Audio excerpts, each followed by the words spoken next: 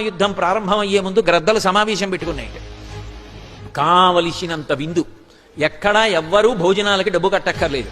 కాబట్టి ఉపనయనాలు వివాహాలు ఉన్నవాళ్ళు చక్కగా చేసేసుకోండి. కానీ ఒక్కటి మాత్రం నియమం పెట్టుకుందాం. పళ్ళు ఊడిపోయినటువంటి గ్రద్దలు, ఓపికని గ్రద్దలు, హనుమ కొట్టిన వాళ్ళని తినండి. ఎందుకంటే అందులో ఇంకా ఎముకలు అవి ఉండవు, గుజ్జుంటుంది. చక్కగా లేహ్యం తిన్నట్టుగా తీసుకుని తినేసేయచ్చు. కాస్త మధ్య వయస్కులైనటువంటి వాళ్ళు అంగదుడు, నలుడు, నీలుడు, జాంబవంతుడు ఇలాంటి వాళ్ళు కొట్టినటువంటి వాళ్ళని తినండి. చచ్చే వరకు కొడతారు, ఎముకలు గట్రా విరిగిపోయేటట్టుగా కొట్టి చంపుతారు. కాబట్టి మధ్య వయస్కులకి పెద్ద ఇబ్బంది ఉండదు, తినచ్చు. అందుకని వాళ్ళు తినండి. ఇంకా యువకులైనటువంటి గ్రద్దలు ఉంటారు, వాళ్ళు మాత్రం బాగా యువకులైనటువంటి వాళ్ళు ఉన్నారు. ఆ యుద్ధానికి రామచంద్రమూర్తితో వచ్చినటువంటి వానరాల్లో అటువంటి వాళ్ళు ఎవరిని చంపారో వాళ్ళు ప్రాణం పోయేటట్టుగా మర్మస్థానం మీద కొట్టి వదిలేస్తారు. వాళ్ళని తినడానికి దంతపుష్టి ఉండాలి. యువకులైనటువంటి గ్రద్దలు తినండి.